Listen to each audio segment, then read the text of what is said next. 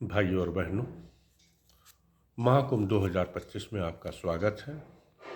मैं एसपी त्रिपाठी, आपका दोस्त, फिर एक बार आपके साथ। मैं ये बताना चाहता हूँ कि कल यानी 13 तारीख को पौष पूर्णिमा का पहला स्नान पर्व है और परसों यानी 14 तारीख 14 जनवरी 2025 को अमृत स्नान परसों है, जो कि मकर संक्रांति के नाम से जाना जाता है। यहाँ पे 12 किलोमीटर पे स्नान घाट तैयार किया गया है और साथ ही प्रशासन ने आपको विभिन्न दिशाओं से महाकुंभ मेला क्षेत्र में प्रवेश के लिए 7 मार्गों का विवरण और मैप निर्धारित किया है, जिसमें आप जौनपुर साइड से यदि आते हैं तो किस तरीके से पहुंचेंगे और यदि बनारस की तरफ से आते हैं तो कैसे आएंगे। उसी तरीके से मिर्ज़ापुर, रीवा, कौशाम्बी, लखनऊ और सुल्तानपुर प्रतापगढ़ की तरफ से यदि आप इलाहाबाद, प्रयागराज में प्रवेश करते हैं तो किस तरह से आएंगे, इसका मैप उन्होंने दे रखा है। इसमें सामान्य दिनों में जो यातायात की योजना है वो इस तरीके से है कि जौनपुर साइड से जो लोग आएंगे वो किस तरीके से यहाँ पहुँचेंगे।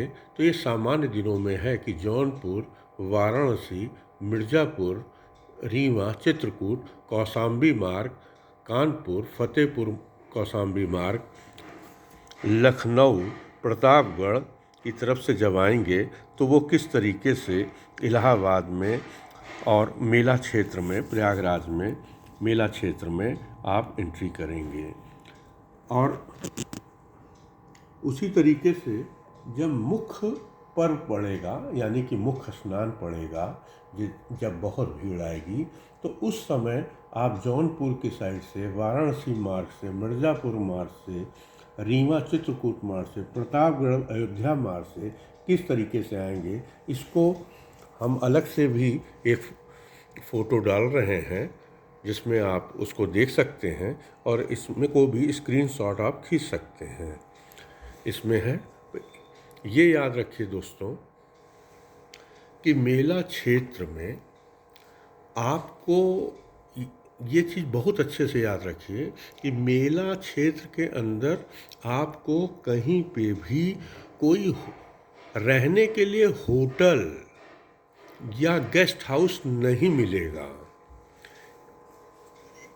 यहाँ पे रहने के लिए होटल और गेस्ट हाउस नहीं मिलेगा। फिर से एक बार मैं बताना चाह रहा हूँ, यहाँ पे आपको रैन बसेरा मिलेगा, जो हर सेक्टर में 2-2 रैन बसेरा हैं। जैसे जितने भी सेक्टर यहाँ पे हैं उन सेक्टरों के अंदर, जैसे 30 सेक्टर मान लीजिए हैं, उसमें से हर सेक्टर में 2-2 रैन बसेरा है। रैन बसेरा में आप फ्री ऑफ कास्ट रह सकते हैं, लेकिन आपके पास आधार कार्ड होना ज़रूरी है। और यदि आप इसके अलावा हर कुछ दूरियों पे जन आश्रय केंद्र भी सरकार ने बना रखा है, जिसमें रहने के लिए भी बहुत अच्छी सुख सुविधा दी है और इसमें लैट, बाथ, मोबाइल चार्जिंग, चारपाई, हर सुख सुविधा है, लेकिन उसका वो कुछ चार्ज लेंगे। और ये आप ऐप में इस चीज़ को जन आश्रय केंद्र ढूंढ सकते हैं। ऐसे त्रिवेणी रोड पर जो नए जगन्नाथ जी पुल के पास है, वहाँ पे भी एक जन आश्रय केंद्र है, आप वहाँ पे भी, और काफ़ी लोगों का रहने की वहाँ सुख सुविधा है। इसी प्रकार अरैल छतनाग में भी जन आश्रय केंद्र है, जहाँ आप कुछ पैसा देकर वहाँ पे आप रुक सकते हैं।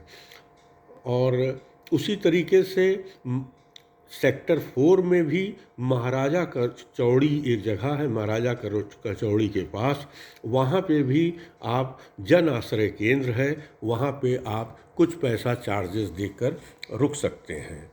ध्यान रखें दोस्तों ये जन आश्रय केंद्र है जहाँ पे पैसा देकर आप रुक सकते हैं। और रैन बसेरा जो हर सेक्टर में दो दो है, वहाँ आप फ्री ऑफ कास्ट रह सकते हैं, लेकिन वहाँ पे ज़्यादा जगह नहीं रहेगी।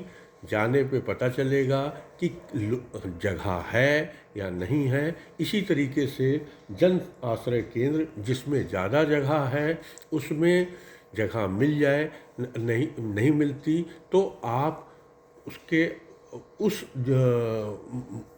महाकुंभ में आपको किसी प्रकार का और कोई दूसरा गेस्ट हाउस नहीं मिलेगा। हाँ, आप महाकुंभ के आसपास जो मोहल्ले बसे हुए हैं, जैसे कि ध्यान रखिए मधुआपुर, तुलाराम बाग, बहराना, अलोपी बाग, अल्लापुर, दारागंज, रामबाग, यहाँ पर रहने के लिए बहुत सारे धर्मशाला हैं, गेस्ट हाउस है, जहाँ पे आप जाकर बात करके रहने के लिए अपना इंतज़ाम कर सकते हैं। यहाँ पे एक बहुत पुरानी संस्था है जिसको भारत सेवाश्रम कहते हैं, जो बहुत जगह से जुड़ी हुई है। वहाँ पे भी रहने की बहुत बड़ी व्यवस्था है। लोग वहाँ पे बहुत ज़्यादा प्रेफरेंस करते हैं, क्योंकि इस भारत सेवाश्रम और उसके जस्ट बगल में गौरिया मठ है, जहाँ पे फ्री ऑफ कास्ट रहने के लिए व्यवस्था रहती है। और ये तो साल भर रहती है, ये दो जगह पे यहाँ पे। और ये मधुआपुर सब्जी मंडी में है। तो आप यदि परिवार के साथ आते हैं और कहीं अकेले आते हैं, किसी तरह से भी आप इस जगह पे महाकुंभ के अवसर पे प्रयागराज आते हैं और आप रहने के लिए जगह ढूंढते हैं, तो उसमें इन जगहों को आप देख सकते हैं।